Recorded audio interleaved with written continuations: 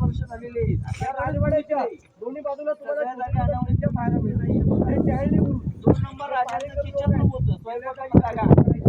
हे 3 नंबर महाराजांचं ऑफिस, त्याला सचिवालय बोलतात. दफ्तरखाना, अष्टप्रधान वेगळं आणि सचिवालय वेगळं.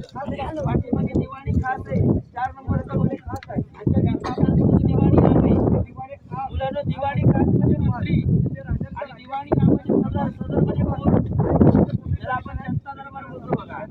समोरची विंडो वगैरे आता जे प्लास्टिक दिलेली महाराजांच्या समोरचे विंडो आहे त्या टेरडी सोल्जर या खलबतखाना बोलतात.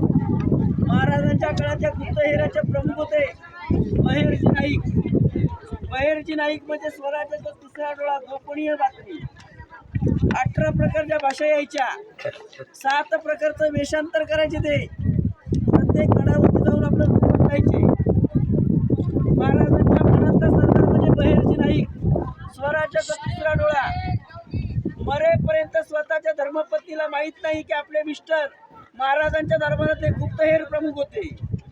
अशी माणसं महाराजांना मिळाली जेव्हा आपल्या महाराजांनी आपल्या आईला हिंदवी स्वराज्याचं स्वप्न उभं केलं. हे राज्य व्हावं ही स्त्रीची इच्छा होती. कुणाची तर राजमाता, राष्ट्रमाता जिजाऊ महासाहेबांची. या मोगलांच्या धुमाकाळाला महाराजांनी संपवलं आणि मराठ्यांचं स्वप्न उभं केलं. इतिहासामध्ये चौकोनी रूमला खलबतखाना बोलतात. जमिनीच्या आतमध्ये रूम आहे, पलीकडे गोल आकाराची इमारत आहे. महाराजांची बाल्कनी, महाराजांच्या वाड्यासमोर त्यांची बाल्कनी होती. पलीकडे विटांची रूम दिसते का? या विटांच्या रूमला टाकसाळ बोलतात. रिझर्व्ह बँक, महाराजांच्या काळात कॉईन बनवायचे. होन, शिवराई, राजमुद्रा, सिक्के बनवण्याची जागा तिथे होती. या पलीकडे 2 आकार इमारती आहेत गोल आकाराच्या. 4थीच्या पुस्तकामध्ये बघा मिनाराचे फोटो आहेत. हैदराबादला गेल्यात की लोक त्याला 4 मिनार बोलतात, पण याला सप्त मिनार. राण्यांची बाल्कनी आणि विजयस्तंभ. महाराजांच्या काळात विजयाचं प्रतीक. त्या काळात सोशल मीडिया नव्हती. गडावरती काही फंक्शन असेल तर त्या स्तंभावरती तांब्याचं कारंजे लावून, पडदे लावून, मखमली गोंडे लावून पंचक्रोशीच्या लोकांना कळायला जायचं की गडावरती काहीतरी कार्यक्रम आहे. तेव्हा ध्वज लावला जायचा. या भिंतीच्या कडेत तलाव आहे, गंगासागर 32 फूट खोल आहे. महाराजांच्या राज्याभिषेकाला 7 नद्यांचं पाणी आणलं गागा भट्ट्याने. पहिल्यांदा पाणी सदरेवरती वापरलं, उरलेलं पवित्र पाणी तलावात सोडलं. गडाच्या खाली पाणी नाही, पण गडावरती पाणी आहे बघा. कविता लिहिली, गंगा, यमुना आणि नर्मदा यांच्या आल्या साऱ्या बहिणी, आणि रे सप्त समुद्रांचे पाणी.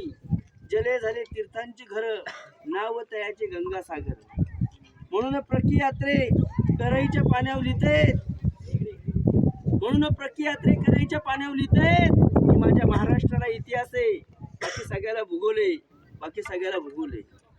तुम्हाला हिरकणी स्टोरी माहिती आहे? या गडावरती एक माऊली दूध घेऊन यायची गाई. एक गडाचा नेम होता, 6 वाजे नकारा वाजला की दरवाजा बंद. पण तुम्ही रोपवेने आलात ना, तो कडा हिरकणीचा बुरुज आहे बघा. पश्चिमेला इकडे साहित्याची करते. रोपवेने आला त्याच्या खालचं गाव हिरकणी वाडी आहे. ज्यांनी गड बांधला त्यांनी महाराजांना सांगितलं की महाराज गडाची गॅरंटी आहे, वर येईल ते हवा आणि खाली येईल ते पाणी. असा रायगड आम्ही ते बेलक आणि बुलंद आहे.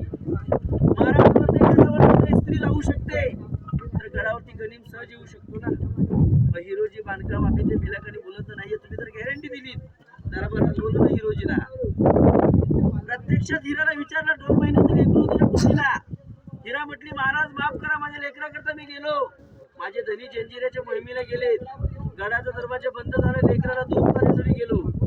राजे म्हटले तुम्ही इथं उतरून दाखव. हिरा म्हटली महाराज ज्यावेळी मी उतरलो राजे त्यावेळी माझं लेकरू खाली होतं, आता माझ्या जवळ आहे. एक आईचं प्रेम आपल्या मुलावरती किती असावं. हिराने इतिहासाच्या पानावरती आजरमर केलं. तिला साडी चोळी दिली, कोठी भरली. तो कडात असला तडबंदी बांधली, नाव दिलं हिरकणीचा बुरुज, आणि तिच्या बाळाचं नाव दिलं झुंजार राव. आज तिच्यामुळे देशात हिरकणी पुरस्कार जाहीर झाला. आदर्श माता ठरली. महाराजांनी तिच्या बाळाचं नाव झुंजार राव दिलं, पण हिराची सुद्धा शहानिशा केली होत्या. त्यानंतरच तिचा इतिहासामध्ये तिला आजरमर केली. एकमेव राजा होता छत्रपती शिवाजी महाराज की ज्यांच्या दरबारात कधी स्त्रिया नाचल्या नाहीत. कुठच्या स्त्रीचा अपमान नाही झाला. परक्या स्त्रीला बहीण म्हणायचे. हा मराठ्यांचा इतिहास होता बघा. घासल्या विना धार नाही तलवारीच्या पातीला, आणि मराठ्या विना अर्थ नाही या महाराष्ट्राच्या मातीला. महाराजांचं शिवचरित्र स्वातंत्र्य आहे. आता आपला आगमन महाराजांच्या सदरेवरती होते, ज्या ठिकाणी मराठ्यांचा राजा छत्रपती झाला, ज्या गादीवरती आपल्या महाराजांनी राजकारभार केला, त्या गादीवरती आपलं आगमन होते. बोला छत्रपती शिवाजी महाराज